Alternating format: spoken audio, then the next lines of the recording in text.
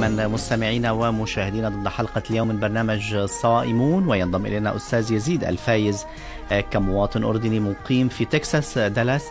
أستاذ يزيد، يسعد أوقاتك بالخير. برحب فيك عبر أثير إذاعة البشائر وأيضا عبر شاشة قناة الإيمان الفضائية ضمن حلقتنا لليوم من برنامج صائمون. أهلا فيك.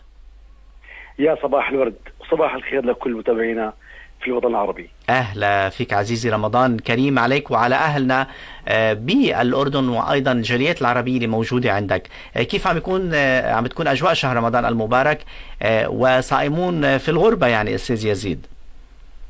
والله بصراحة احنا في أمريكا وفي دالاس، يعني ما في عندنا أجواء رمضان مثل أجواء يعني في الوطن العربي، ولكن الحمد لله في عندنا يعني وقت الإفطار في عندنا مطاعم عربية دائما بيعملوا لنا أجواء في شهر رمضان. فاحنا بنروح دائما نتجمع في هاي المطاعم وهي الكافيات، فبنشوف جميع الجاليات.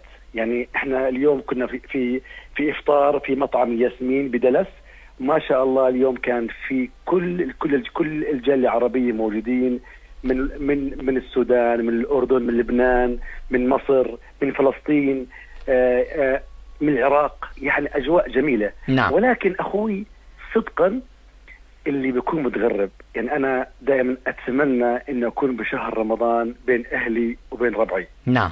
يعني ما في مقارنة، ولكن إحنا بنحاول أنه نعيش هاي الأجواء.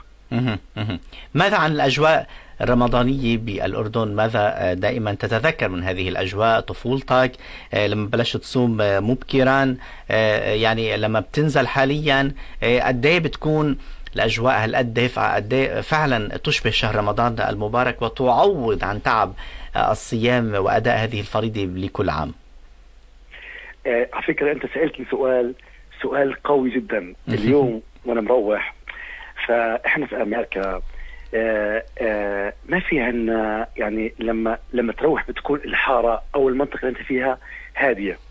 وأنا ماشي على البيت اتذكرت أيام لما كنا في الأردن، الأجواء اللي بعد الإفطار. بقينا إحنا نطلع بعد الإفطار، في عنا عادات وتقاليد.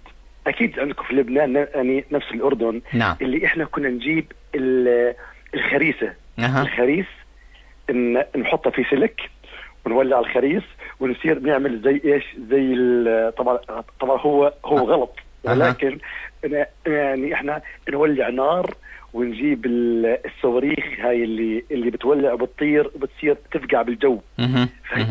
فبيكون اجواء رمضان بالشارع. يعني احنا كنا نستنى شهر رمضان عشان بالليل نضلنا يعني سهرانين نستنى المسحر اللي يمر مع الطبلة ويصير ايش، ويصير يعني يصير يحكي يا نايم واحد الدايم. يعني جميل.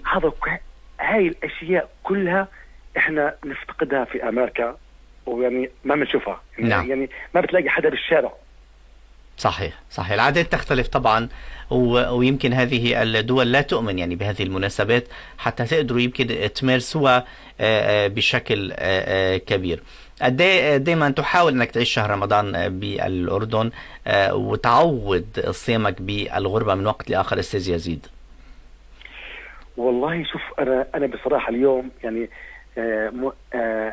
أنت تعرف إنه شهر رمضان كل سنة بيرجع 12 يوم لورا. صحيح. فكل مرة بيكون يعني أبدر.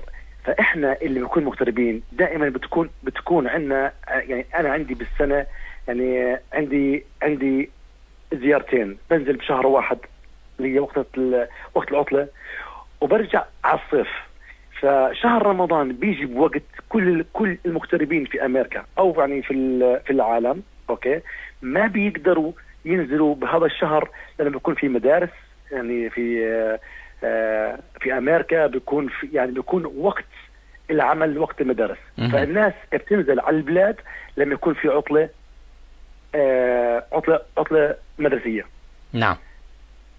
فيعني بالتالي يمكن يعني دائما الواحد يعني يحن إلى عيش أجواء شهر رمضان المبارك في بلده، وطبعا لا يعوض ذلك أي أجواء يمكن بيحاولوا أنه يعوضوها المغتربون بأي دولة يعيشون فيها.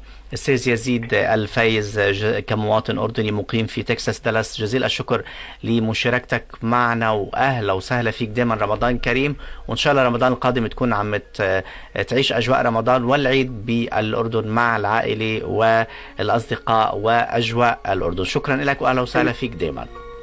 شكرا.